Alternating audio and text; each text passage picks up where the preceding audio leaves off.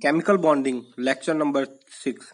आज हम analysis of hybridisation देखेंगे, जो कि एक हाइपोथेटिकल कॉन्सेप्ट है हाइब्रिडाइजेशन, इसलिए इसका एनालिसिस करना पड़ता है। पिछले लेक्चर में हमने देखा था कि इसके 3 एनालिसिस के टाइप हो सकते हैं। ऑर्बिटल एनालिसिस, जिसे मैथमेटिकल एनालिसिस कहते हैं, स्टेरिक एनालिसिस और एनर्जेटिक एनालिसिस, जिसे हाइब्रिडाइजेशन एनर्जी कॉन्सेप्ट भी कहते हैं। अगर हम नेचर ऑफ हाइब्रिडाइजेशन और मिक्सिंग देखें, तो अगर s ऑर्बिटल और p ऑर्बिटल आपस में मिलते हैं तो दो sp ऑर्बिटल बनाते हैं।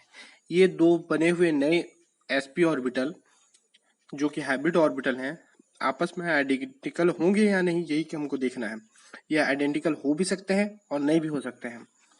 तो अगर ये आपस में आइडेंटिकल हैं तो इन्हें हम आइडियल हाइब्रिडाइजेशन कहेंगे। इसमें परसेंट एस दोनों में बराबर होगा, दोनों ऑर्बिटल में। अगर परसेंट एस दोनों में बराबर नहीं है और ये आपस में आइडेंटिकल नहीं है, तो इसे नॉन आइडियल हाइब्रिडाइजेशन या फ्रैक्शनल हाइब्रिडाइजेशन कहते हैं। क्योंकि हम जानते हैं कि किसी भी ऑर्बिटल में अगर वो एस और पी से बना है तो उसमें percent S plus percent P equals to 100 ही होगा। ये परसेंट में हो गया। अगर हम फ्रैक्शनल टर्म में देखें, S plus P equal to 1 fraction में होगा। अगर हम एनालिसिस ऑफ हाइब्रिडाइजेशन में देखें कि S और P जो हाइब्रिड ऑर्बिटल है, उसका index I equal to P upon S को हम हाइब्रिडाइजेशन इंडेक्स, मिक्सिंग इंडेक्स या डायरेक्शनल इंडेक्स कहते हैं। तो किसे कहते हैं index? I equal to P upon S.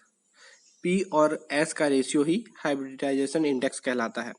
मान लीजिए कि किसी दो ऑर्बिटल जो sp ऑर्बिटल है, उससे वो किसी एक ही एटम के हैं, तो इनसे कोई दो और एटम b एटम जुड़ता है, एक ऑर्बिटल से एक b, दूसरे से एक b, और तीनों के बीच एक थीटा एंगल क्रिएट होता है। तो और रिलेशन बिटवीन इंडेक्स और इस थीटा जो बॉन्ड एंगल है, वो होता है cos theta equal to -1 upon I. I equals to minus sec theta भी हम कह सकते हैं। ये ऑर्बिटल एनालिसिस रिलेशन है। हम जो ऑर्बिटल एनालिसिस कर रहे हैं उसका मेन रिलेशन यही है, cos theta equal to -1 upon I. अगर हम cos थीटा -1 अपॉन आई में i इक्वल्स टू, हमने देखा था p अपॉन एस, p और s का रेशियो होता है, अगर उस वैल्यू को पुट करें और ड्राइव करें तो cos theta equal to s upon s -1 या p -1 अपॉन p आता है। So by bond angle we get percent s and percent of p। क्योंकि इसे हम फर्दर ड्राइव करें तो हमें जो फॉर्मूला प्राप्त होता है वो है s equal to cos theta upon cos theta -1। ये फ्रैक्शनल है। अगर हम इसे परसेंट s कैलकुलेट करना चाहें तो इसमें इंटू 100 कर देंगे, तो percent s is equal to cos theta upon cos theta -1 into 100। Application of orbital analysis, nature and type of hybridization. हम इससे पता कर सकते हैं कि उसका नेचर कैसा है, उसका टाइप कैसा है। नेचर मतलब, नेचर को हम डिफाइन करेंगे इंडेक्स से, हाइब्रिडाइजेशन इंडेक्स आई से। अगर आई का वैल्यू इंटीजर है, पॉजिटिव इंटीजर है, तो वो आइडियल होगा। अगर आई फ्रैक्शनल है तो वो नॉन आइडियल होगा। अगर आई इक्वल्स टू माइनस इन्फिनेटिव है तो ऐसा जो है ये हाइब्रिडाइजेशन शो नहीं करता है, ये नॉन हाइब्रिड होता है, या जिसे हम अनहाइब्रिड भी कहते हैं। इसी प्रकार के मॉलिक्यूल को हम ड्रेगोस मॉलिक्यूल कहते हैं। और ये जितना भी हम अभी स्टडी कर रहे हैं ये सब sp मिक्सिंग के लिए है। टाइप ऑफ मिक्सिंग, हमने देखा कि नेचर ऑफ मिक्सिंग तो देख लिया, आइडियल नॉन आइडियल। अगर टाइप ऑफ मिक्सिंग देखें, sp to the power i ही इसका टाइप ऑफ मिक्सिंग होता है। हम जितना भी निकालते हैं हाइब्रिडाइजेशन वो अप्रोक्स 100 का निकालते हैं, पर अगर sp to the power i को हम अगर डिफाइन करें तो ये एब्सोल्यूट हाइब्रिडाइजेशन बताता है। अगर हम देखें BF3 में 120 डिग्री होता है एंगल, तो कॉस थीटा में थीटा की वैल्यू अगर 120 अगर पुट करें तो कॉस 120 इक्वल्स टू -1/i। हम जानते हैं कि 120 का वैल्यू कॉस का -हाफ होता है, तो अगर इस वैल्यू को पुट करें तो i का वैल्यू 2 आ जाएगा। i का वैल्यू 2 आना ये बताता है कि इसका नेचर तो आइडियल होगा क्योंकि ये इंटीजर वैल्यू है। और दूसरा sp⁻i मतलब sp⁻2 ये बताता है कि इसका हाइब्रिडाइजेशन sp2 होगा। इसी प्रकार अगर हम NO2 फ्री रेडिकल या ऑड इलेक्ट्रॉन स्पीशीज का हम देखें तो इसमें 135 डिग्री होता है एंगल, तो इसमें अगर 135 डिग्री की कॉस की वैल्यू देखें तो -1/√2 हमको मिलता है, और -1/√2 इक्वल्स टू -1/i से हम वैल्यू फाइंड करें तो i इक्वल्स टू √2 मिलता है। और i इक्वल्स टू √2 का वैल्यू तो हमें पहले से ही पता है कि 1.414 होता है। तो क्योंकि ये पॉइंट में आंसर आ रहा है, फ्रैक्शनल है, तो हम समझ सकते हैं कि हाइब्रिडाइजेशन फ्रैक्शनल है, ये आइडियल नहीं है। और साथ में हाइब्रिडाइजेशन का एब्सोल्यूट जो हाइब्रिडेशन हमें मिलेगा sp 1.414 होगा। इस प्रकार हम एब्सोल्यूट हाइब्रिडाइजेशन फाइंड कर सकते हैं। तो हमने देखा कि एक सिंपल से formula cos theta equals to -1/i से हम इसका नेचर और हाइब्रिडाइजेशन दोनों डिफाइन कर सकते हैं। अब हम देखते हैं second application, determination of %s और %p इन बॉन्ड्स। अगर बॉन्ड में अगर %s और %p अगर फाइंड करना हो तो हम क्या करेंगे, क्योंकि हम जानते हैं किसी बॉन्ड में s और p का परसेंटेज टोटल 100 हो सकता है, तो हम हमेशा s का फाइंड करेंगे, फिर उससे 100 माइनस s करके p का फाइंड कर लेंगे। तो %s बराबर cos theta upon cos theta -1 into 100 होता है। तो इसमें अगर हम वैल्यू पुट करें तो हमको डायरेक्ट बॉन्ड एंगल मिल जाएगा। और देखने वाली बात यह है कि थीटा डायरेक्टली प्रोपोर्शनल टू % है। कल हमने बॉन्ड फूलना और फुसक जाना इस तरीके से हमने प्रूव किया था कॉन्सेप्चुअली कि थीटा जो है % के प्रोपोर्शनल होता है, लेकिन आज हमने मैथमेटिकली इसे प्रूव कर दिया। अगर हम देखें A, B और B कोई बॉन्ड है, कोई मॉलिक्यूल है जिसमें बॉन्ड एंगल कुछ भी बना रहा है, मतलब कि मॉलिक्यूल का टाइप ऐसा है कि इसमें 2 AB बॉन्ड है। अगर हम इसका % फाइंड करें, जो भी %x आएगा वो दोनों AB बॉन्ड में पाया जाएगा। AB में जो फर्स्ट है उसमें भी वही %s होगा, दूसरे में भी %s वही होगा। पर अगर हम ऐसा मॉलिक्यूल देखें जिसमें AC बॉन्ड और AB बॉन्ड हो, तो AC बॉन्ड और AB बॉन्ड तो डिफरेंट बॉन्ड होने के कारण इसमें जो %s आएगा वो किसी दोनों बॉन्ड का % ना हो करके इनका एवरेज होगा, A + B/2 होगा। मतलब कि ये एवरेज ऑफ AB और AC बॉन्ड का होगा। अगर हम एग्जांपल के थ्रू पर मेथेन का अगर हाइब्रिडाइजेशन, क्योंकि हमको पता है कि 109 डिग्री और 28 मिनट बॉन्ड एंगल बनाता है sp3 हाइब्रिडाइजेशन के कारण, तो इसका % देखें तो cos 190 8 degree 28 minute upon 109 degree 28 minute -1 into 100 हो जाएगा।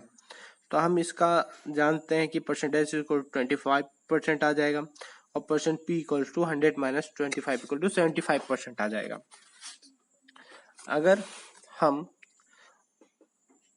वाटर का अगर देखें, क्योंकि इसमें बॉन्ड एंगल 104.5 अंश होता है, तो देखने वाली बात यह है कि अगर इसमें 2 लोन पेयर प्रेजेंट हैं, अगर नहीं इसमें 2 लोन पेयर प्रेजेंट होते हैं, क्योंकि लोन पेयर जनरली अगर हम एक्चुअल देखें तो ये प्रेजेंट नहीं होता है, तो ये बॉन्ड एंगल भी नहीं बनाएगा, क्योंकि ये एक हवा है। अगर हम देखें तो मॉलिक्यूल में O और HH से बने हुए H2O के ही बॉन्ड दिखेंगे, पर कहीं पर भी लोन पेयर शो नहीं होगा। तो समझने वाली बात यह है कि लोन पेयर हवा है तो ये बॉन्ड एंगल तो बनाएगा नहीं, पर इसमें %S और %P तो जरूर होंगे। तो अब हम इसमें भी %S और %P फाइंड कर सकते हैं। तो सबसे पहले इसके लिए हम क्या करेंगे कि परसेंट जो है बॉन्ड में फाइंड करेंगे, फिर उसके आगे का प्रोसेस करेंगे। क्योंकि हम जानते हैं %S equal to cos 104.5 upon cos 105 minus 1 into 100 करने पर 20% आता है, तो OH बॉन्ड हैव 20% कैरेक्टर कहलाएगा। अब हम मेथड में हमने देखा कि 109 डिग्री और 28 मिनट में %S 25 आता है, और यहाँ पर एक वाटर में 104 डिग्री व 104.5 डिग्री में %S 20 आता है। तो इससे समझने वाली बात यह है कि bond angle directly proportional to %S। हमने इसे एक एग्जांपल के थ्रू भी प्रूफ कर लिया। अब हम इसके थर्ड एप्लीकेशन की ओर जाते हैं। उससे पहले हम देखते हैं कि हमने %S कैसे फाइंड किया। उसके लिए एक फॉर्मूला था %S equal to cos theta upon cos theta minus 1 into 100। तो जैसे मैंने बोला था कि बॉन्ड एंगल निकाल के हम लोन पेयर का भी निकाल सकते हैं, तो हमारा थर्ड एप्लीकेशन ही है determination of %S in lone pair. तो लोन पेयर में %S निकालने के लिए हम क्या करेंगे कि जैसे हमने 20% हमने निकाल लिया OH बॉन्ड में, तो हम इसका सम कर देंगे, तो ये हो जाएगा 40%। अब बचा हुआ S का परसेंट अगर नंबर्स ऑफ लोन्स पेयर में बढ़ जाएंगे, तो इसका फॉर्मूला हो जाएगा %S in lone pair equal to 100 minus summation of %S in bonds upon number of lone pairs. तो H2O में हमने देखा कि 40% तो OH बॉन्ड में हो गया, दो OH बॉन्ड में। अब इसके पास दो लोन पेयर है, तो वो क्या हो जाएगा 100 माइनस 40 अपॉन 2। तो एक बॉन्ड में 30%, एक लोन पेयर में 30% %S निकल आएगा। किसी मॉलिक्यूल में दो लोन पेयर प्रेजेंट हैं, नेक्स्ट एग्जांपल है ये, और ACB के बीच बॉन्ड एंगल 104.5 डिग्री है। तो इसमें हमको लोन पेयर का भी %S फाइंड करना है, और AB का भी %S और AC का भी %S फाइंड करना है। तो हमने इसमें फॉर्मूला रखा, तो 20% %S बॉन्ड एंगल का आ गया, जो कि ACB का 104 डिग्री cos थीटा का वैल्यू है।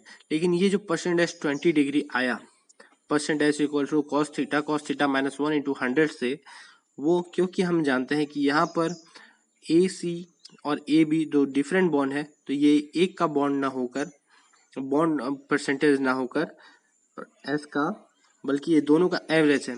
तो x plus y equals to 2 equals to 20, तो x plus y equals to 40 हो जाएगा, क्योंकि क्वेश्चन में दिया हुआ है x इज 3y, मतलब कि AB बॉन्ड जो AC बॉन्ड का 3 गुना है। तो अगर हमने AB बॉन्ड को x मान लिया, तो 3y के बराबर, जो कि XC बॉन्ड है, उसके बराबर क्या हो जाएगा, x हो जाएगा। तो अगर हम उसको फॉर्मूला में पुट करें 3y plus y equals to 40, तो y equals to 40 upon 4 equal to y equals to 10%। फिर हमने x इक्वल्स टू 10 इंटू 3 करना है, तो इससे हमारा x का भी %S निकल आएगा। तो हमने फाइंड कर लिया कि बॉन्ड में एक में y इक्वल्स टू 10%, y क्या था, AC बॉन्ड था, और x क्या था, AB बॉन्ड था। अब हम दोनों बॉन्ड के %S को जोड़ के 100 से माइनस करके उसको नंबर ऑफ लोन पेयर से डिवाइड करके आराम से लोन पेयर का भी %S और या फिर 100 माइनस %S करके %P भी फाइंड कर सकते हैं। ये तो था ऑर्बिटल एनालिसिस। ऑर्बिटल एनालिसिस में दो इम्पॉर्टेंट फार्मूला है, जिसके थ्रू हम फाइंड कर सकते हैं nature, type of hybridization and percent S. तो नेचर और टाइप फाइंड करने के लिए हमारे पास जो इम्पोर्टेंट फार्मूला है वो है cos theta equal to -1/i, और परसेंट एस फाइंड करने के लिए हमारे पास जो फार्मूला है वो है percent S equals to cos theta upon cos theta -1 into 100। Thank you. अगला एनालिसिस, हिस्टेरिक एनालिसिस हम नेक्स्ट लेक्चर में देखेंगे।